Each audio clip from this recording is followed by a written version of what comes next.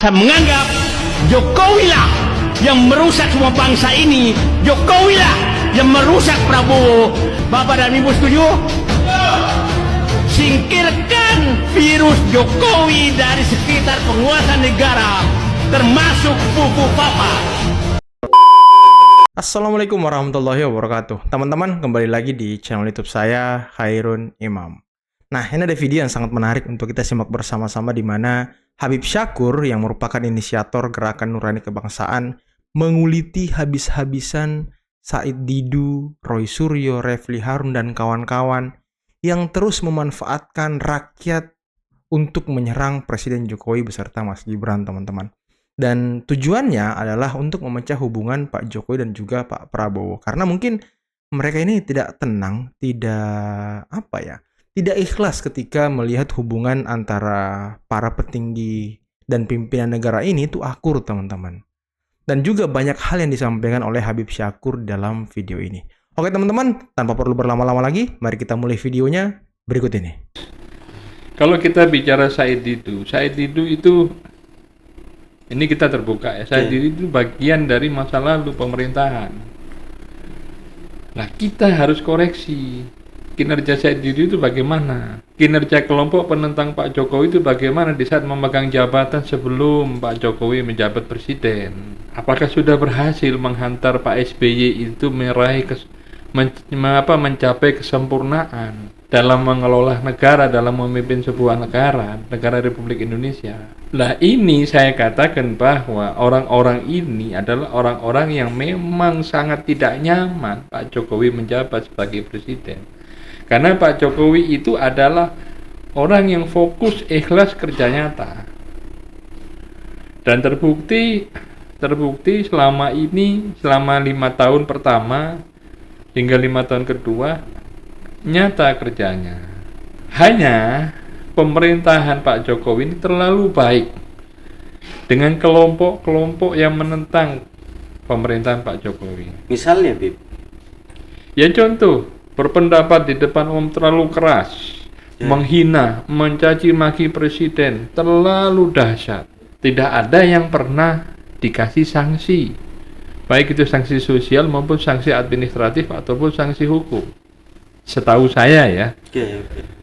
Tapi kalau memang di luar sepengetahuan saya ada yang terkena hukuman dan lain sebagainya, pidana, saya tidak mengikuti berita. Nah, orang-orang ini akan terus menggerogoti pemerintahan Prabowo Gibran, dianggap itu masih ada campur tangan Pak Jokowi. Otomatis, iya, pemerintahan Prabowo Gibran berkomitmen melanjutkan estafet pemerintahan Pak Jokowi untuk apa? Program pembangunan jangka panjang dan jangka menengah. Sekarang kalau Mas Gibran dicalonkan sebagai wakil presiden dan terpilih, apakah salah? Apakah ini dikatakan politik dinasti? Setiap anak muda punya hak yang sama untuk dicalonkan ataupun mencalonkan sebagai seorang pemimpin. Tergantung apa kualitas dan kemampuan kepemimpinannya. Nah, Mas Gibran ini adalah seorang anak muda yang punya karakter kepemimpinan yang baik. Kita jangan persoalkan Mas Gibran anak Pak Jokowi. Jangan. Takdir Allah itu menyatakan bahwa Mas Gibran seorang pemimpin. Kenapa saya bilang takdir Allah? Karena ada usaha untuk menjadi pemimpin. Karena ada genetika menjadi seorang pemimpin. Jangan kita katakan bahwa Mas Gibran itu menang sebagai wali kota Solo karena dibantu oleh Jokowi sebagai seorang presiden. Enggak. Karena Pak Jokowi meninggalkan kebaikan untuk warga masyarakat Solo, sehingga warga masyarakat Solo rindu kepemimpinan Pak Jokowi. Maka anaknya tidak tahu, mungkin dicalonkan atau menyalonkan, anaknya maju sebagai calon, terpilihlah.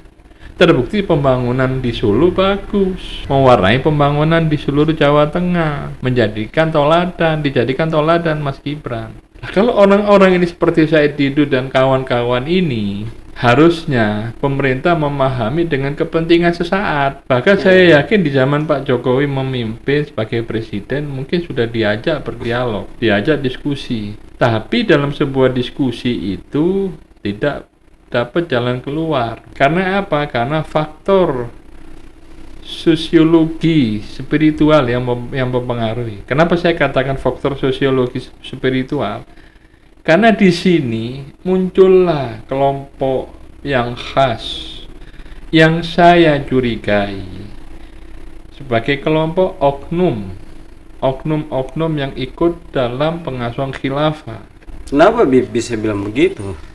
Ya karena jelas realita pemerintah Pak Jokowi jujur dan ikhlas untuk mengabdi sama rakyat. Pembangunannya jelas, arahnya jelas.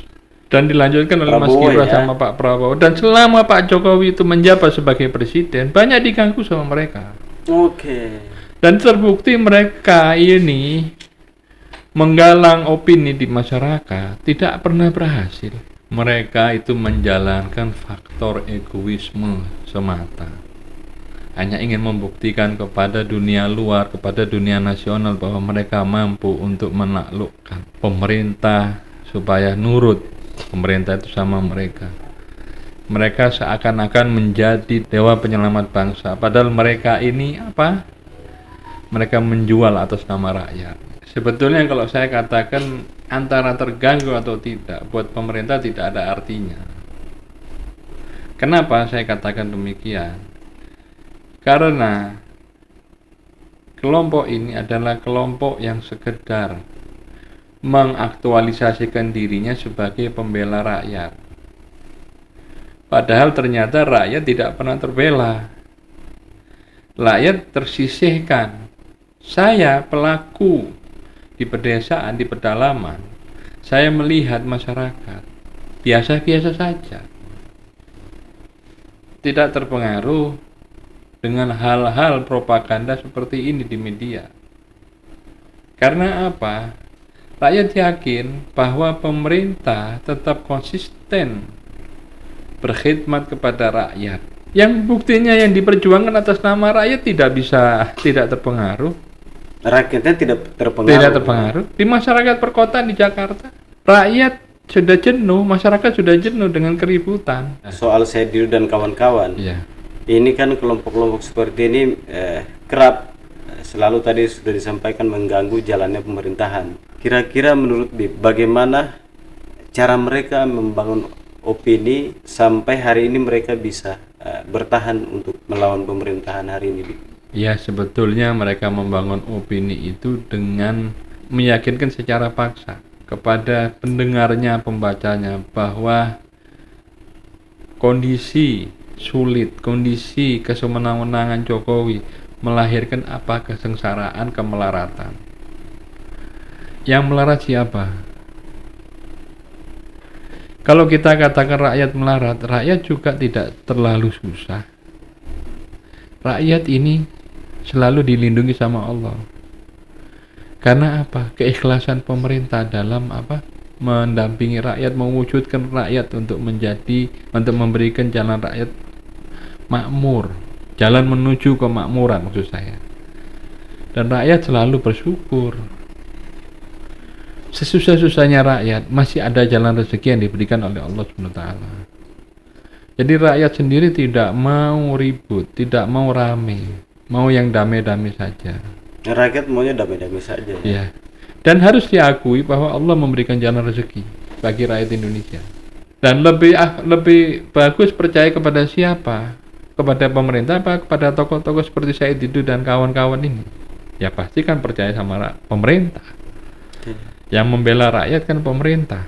Opini di rakyat seakan-akan pemerintah itu semuanya opininya negatif. Setelah dibuktikan tidak ada opini yang negatif. Masa pemerintah Jokowi itu kejam terhadap rakyat, tunduk kepada oligarki? Kan tidak mungkin. Lah ini jahat, opininya jahat. Itu yang Bib bilang memaksa itu ya. Memaksa. Seakan-akan negara tidak bisa mengelola keuangannya. Seakan-akan. Jadi dalilnya seakan-akan. Seakan-akan. Iya. Iya. Loh, kalau kita pertanyakan secara hati ke hati kepada Ibu Sri Mulyani, kepada Pak Erlangga Hartarto, dan kepada pakar pegawai ekonomi yang bertugas membantu pemerintah, ya nuraninya beliau-beliau ini kan untuk bangsa dan negara, untuk rakyat, untuk membela rakyat. Tidak mungkin beliau-beliau ini salah jalan dalam mengelola kementerian yang dipimpinnya. Hari ini juga ada isu kelompok 212 yang sampai ke aksi reunian yang sudah 4.11 ya. Sudah banyak sekali itu 4.11 itu. Apakah sudah sudah melenceng dari tujuan awal pembentukannya atau masih konsisten mereka dalam rel yang mereka perjuangkan? Jauh melenceng. Tujuan awal dibentuknya pun sudah melenceng. Pelaksanaannya sudah melenceng. Karena ini tidak membawa maslahat. Maslahat untuk umat Islam, maslahat untuk rakyat. Yang muncul adalah faktor kelompok-kelompok tertentu. Saya bisa katakan yang muncul adalah faktor kelompok pengasuh khilafah. Yang tujuannya apa? Mengadu domba.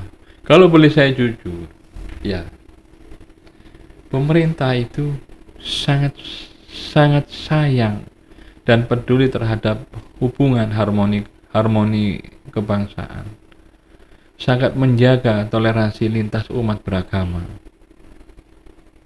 Pemerintah tidak mau bermain-main untuk mengaduk-ngaduk agama Islam. Karena sebagian besar kabinet pemerintahan Jokowi itu Muslim. Ini saya bicara untuk kebaikan. Bukan bicara mewakili saya ini pendukungnya Jokowi atau pendukungnya siapa, tidak.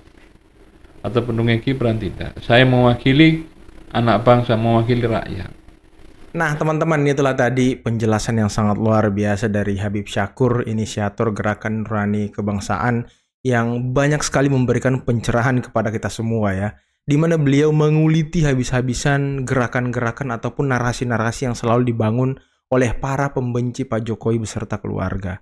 Utamanya untuk mendiskreditkan Gibran, memecah hubungan Pak Prabowo dan Pak Jokowi, bagaimana gerakan-gerakan mereka selalu memanfaatkan rakyat untuk menyukseskan agenda-agenda politik yang mungkin bisa dibilang agenda-agenda politik busuk yang ingin memecah belah bangsa, teman-teman ya. Dan bagaimana aksi 212 atau reuni-reuni 212 yang selalu mereka gelar itu penuh dengan ambisi politik, penuh dengan ya bisa dibilang gerakan-gerakan bawah tanah, teman-teman ya, yang tidak mencerminkan apa yang mereka tampilkan, teman-teman. Nah, ini sangat luar biasa. Kita butuh orang-orang yang seperti Habib Syakkur untuk terus memberikan pencerahan kepada masyarakat terkait dengan bagaimana kepemimpinan Pak Jokowi, bagaimana kepemimpinan Pak Prabowo, bagaimana masyarakat harus selalu positif dalam melihat apa yang dilakukan oleh para pemimpin bangsa ini, teman-teman. Dan semoga kita selalu bersatu, tidak mudah dicerai-berai oleh kelompok-kelompok manapun yang sepertinya tidak ingin juga melihat bangsa ini maju, teman-teman. Dia hanya ingin perpecahan, dia hanya ingin ya hal-hal yang buruk lah dan negatif kepada bangsa. Oke, mungkin cukup sekian dulu video kali ini. Jangan lupa like, subscribe, dan share videonya. Akhir kata, billahi taufiq wal hidayah. Wassalamualaikum warahmatullahi wabarakatuh. Bye-bye.